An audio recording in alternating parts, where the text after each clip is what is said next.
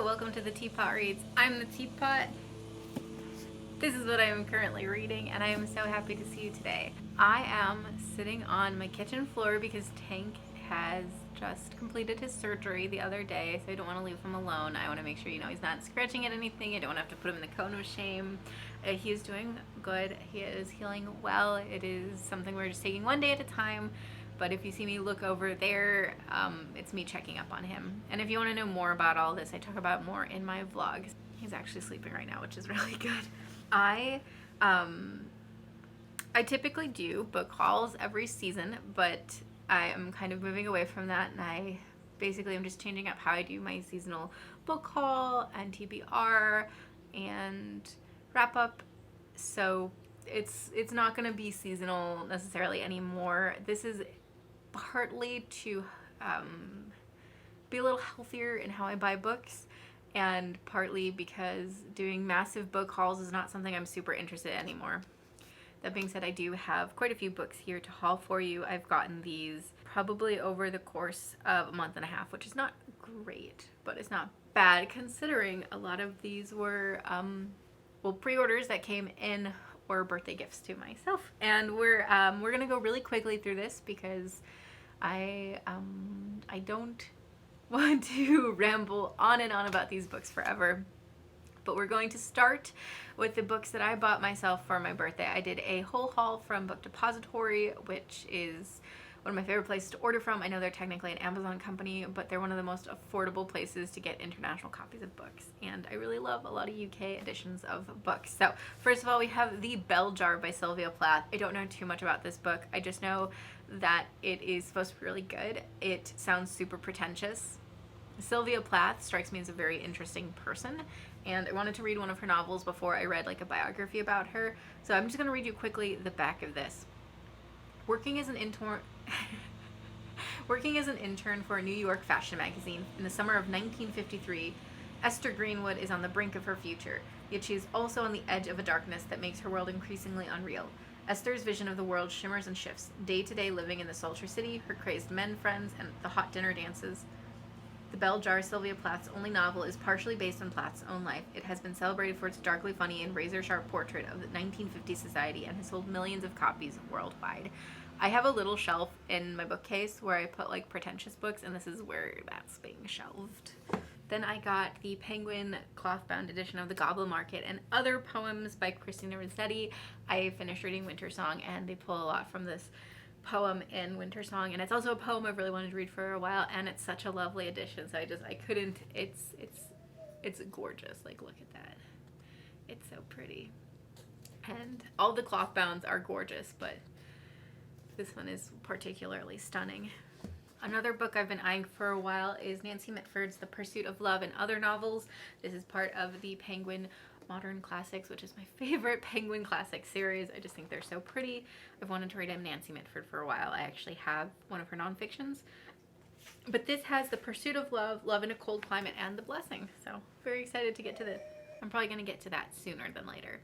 Then I have Maurice by E.M. Forster. This was published posthumously and is gay, and I think is based somewhat on E.M. Forster's own life experiences. So just to read the back.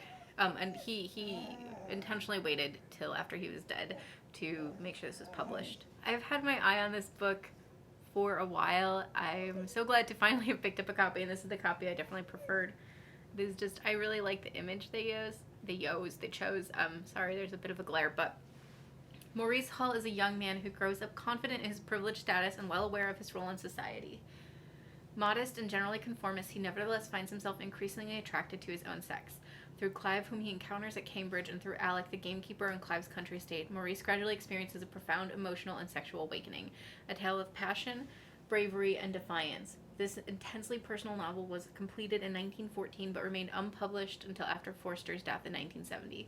Compellingly honest and beautifully written, it offers a powerful condemnation of the repressive attitudes of British society and is at once a moving love story and an intimate tale of one man's erotic and political self-discovery. I'm so excited for this one. I am so excited. It is a lot shorter than I thought it was. will probably read this during the winter. I just have a feeling. Then I picked up a copy of Norwegian Wood by Murakami. I love Murakami. I've read pretty much all of his short stories, but I've never read a novel by him. I do own a couple other novels, but I've heard Norwegian Wood is probably one of his best, so I'm excited. And then, I love Charles Dickens, but I've never read Great Expectations, so I've picked up a copy. And if you recognize Oxford World Classics editions, I buy these when I want to annotate them. So I'm going to have a very fun experience reading this book, I think. And finally, I did not know they made Penguin Modern Classics in hardcover. This is weird to me that it, can you see that it's hardcover? It's weird to me that this exists. Okay. This just sounded really good. I was browsing one day and I saw it and added to my book depository wishlist, and this is Down in the Valley, A Writer's Landscape by Laura Lee. Laura Lee has written other novels. I've never heard of her before, but this just sounded really good. It's like a reflection of her childhood home. Also, the cover is lovely. So that was what I bought for my birthday. I also have some ARCs that I received, so major thanks to the publishers. First of all, we have Age of Ash by Daniel Abraham. Daniel Abraham, I'm sorry, the glare is rough, is one of the co-authors of The Expanse, which I love. So I was really excited to receive Age of Ash. This is the first of his new fantasy series, and I think it is a fantasy series where every book is going to be told from another character's point of view, and that's going to open up the story. So really excited to read this one. I can't say it's going to be very soon though. Hopefully before it releases, but it probably won't be like my next read. Then I also got All of Us Villains by Amanda Foody and Christine Lynn Herman. I think it's Dark Academia. It's told from the point of view of the villain characters. I am so excited. This showed up at work and I was like, can I please have it? Does anyone else want it? No? Okay, it's mine. Then, this is not a type of book I typically buy for myself, but it just sounded really good, and I love Star Wars, so I bought Star Wars Ronin. This is by Emma Maiko Kandon. It's really good. It's like Star Wars samurai, and it's following, he used to be Sith, and, let's see, I'm just gonna read you the back, I think, or part of it. A mysterious former Sith wanders the galaxy in the stunning Star Wars tale, an original novel inspired by the world of the duel from the Star Wars Visions animated anthology. So, on the edge of the Outer Rim, one former Sith wanders, accompanied only by a faithful droid and the ghost of a less civilized age. He carries a lightsaber but claims lineage to no Jedi clan and pledges alliance to no Lord. Little is known about him, including his name, for he never speaks of his past nor of his regrets. His history is as guarded as the red blade of destruction he carries sheathed at his side. As the galaxy's perpetual cycle of violence continues to interrupt his self-imposed exile and he is forced to duel an enigmatic bandit claiming the title of Sith, it becomes clear that no amount of wandering will ever let him outpace the specters of his former life. And that just sounds really good, and I think I'm gonna love this. I bought some more sci-fi. I've been meaning to read these for a while, and these might be my next read. I bought the first 4 books in the Murderbot Diaries by Martha Wells. So we have All Systems Red, Artificial Condition, Rogue Protocol, and Exit Strategy. I am really excited for these. They, I'm not gonna lie, give me Connor the Android vibes from what I've heard about the character of Murderbot.